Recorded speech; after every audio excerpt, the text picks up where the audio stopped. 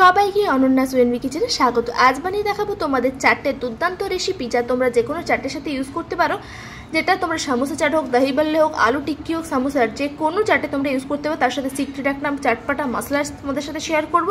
Plus তোমরা দোকানের মধ্যে কী করে সিল্কি স্মুথ একদম দই বানিয়ে নিতে পারো সেটাই শেয়ার করবো। প্রথমে তোমাদের দেখিয়ে দিচ্ছি তেঁতুলের মিষ্টি চাটনি। খুবই সহজ একটা রেসিপি, কোনো রকম ঝামেলা থাকবে না, মাত্র 2-3টে জিনিস দিয়ে। প্রথমে কিছুটা বীজ ছাড়ানো তেঁতুল নিয়েছি, 1 থেকে 1.5 ঘন্টার মতো ভিজিয়ে রেখেছিলাম জলের মধ্যে। একটা জায়গা নিয়ে নিচ্ছি, তার মধ্যে সমস্ত ভিজিয়ে রাখা তেঁতুলটা ঢেলে দেবো।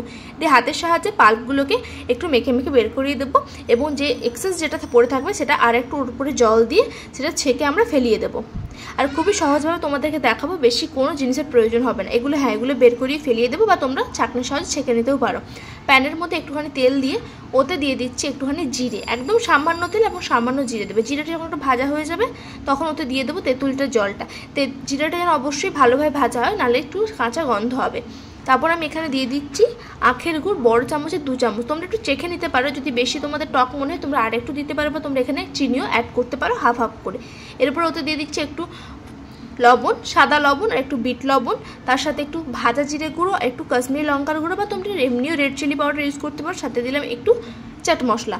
ভালো করে মিশিয়ে নেবো। মেশানো হয়ে গেলে কন্টিনিউ কিন্তু নাড়াচাড়া করতে থাকতে হবে। গ্যাসের ফ্লেম একদম লো রাখবে, দেখবে খুব সুন্দর গাঢ় হয়ে যাবে। যখন গাঢ় হয়ে যাবে তখন কিন্তু নামিয়ে নিতে হবে। বেশি আবার গাঢ় করলে কিন্তু খুব আঠা আঠা ভাব হয়ে যাবে। ঠিক এইরকম অনুযায়ী তোমরা কিন্তু রেখে দেবে। তৈরি হয়ে গেলে আমার মিষ্টি চাটনি। এরপর তোমাদের দেখিয়ে দেবো দোকানের মতো পারফেক্ট গ্রিন চাটনি তোমরা কীভাবে করবে। তার জন্য কিছু আদা নিয়ে নিয়েছি, একটা কাঁচা লঙ্কা নিয়েছি, আমি আমার পরিমাণ অনুযায়ী তোমাদেরকে দেখাচ্ছি।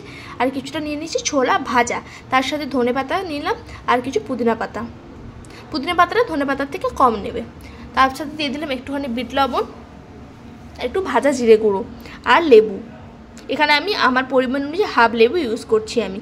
দিয়ে ভালো করে পেস্ট করে নেবো। দেখো কতটা সুন্দর হয়েছে আর কালারটাও খুব সুন্দর এসেছে। এরপর তোমাদের যে সিক্রেট মশলাটা আমি দেখাবো, যে কোনো চাট, ঝালমুড়ি বা যে কোনো কিছু তোমরা ইউজ করতে পারো। প্রথমে দিয়ে দিচ্ছি 2 চামচের মতো এখানে ভাজা জিরে গুঁড়ো, তোমরা এমনি জিরে ইউজ করতে পারো।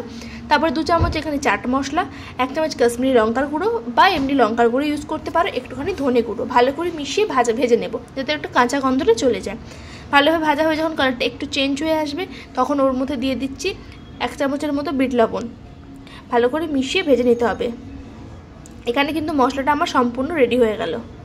তোমরা যে কোনো জিনিস ইউজ করতে পারো। এবার তোমাদের দেখিয়ে দেবো সিল্ক স্মুথ একদম দই তোমরা দোকানের মধ্যে কীভাবে বানিয়ে নিতে পারো।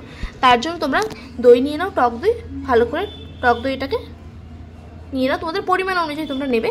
একটা হ্যান্ড স্কেচের সাহায্যে তোমরা এভাবে একটুখানি ফেটিয়ে নেবে। তোমরা কিন্তু কাঁটা চামচের সাহায্যে ফেটিয়ে নিতে পারো। কিছুক্ষণ ফেটিয়ে নেওয়ার পর ওতেই দেখবে দই, আমরা দোকানে যেসব দই বড়া খাই তাদের দইটা দেখবে একটু মিষ্টি মিষ্টি লাগে। তার জন্য আমি এখানে দিয়ে দিচ্ছি 2 চামচের মতো একটু চিনি। দিয়ে ভালো করে চিনিটাকে দিয়ে ফেটিয়ে নেবো যতক্ষণ না চিনিটা গলে। চিনিটা যখন হালকা গলে যাবে তখন ওর মধ্যে দিয়ে দিচ্ছি বিট লবণ। এখানে একটু সাদা লবণ ইউজ করছি। তার সাথে ভালো করে মিশিয়ে নেবো। মেশানো হয়ে গেলে দেখো কতটা স্মুথ কিন্তু এখনই বোঝে যাচ্ছে। ভালো করে কিন্তু ফেটিয়ে নিতে হবে 10 থেকে 15 মিনিটের মতো।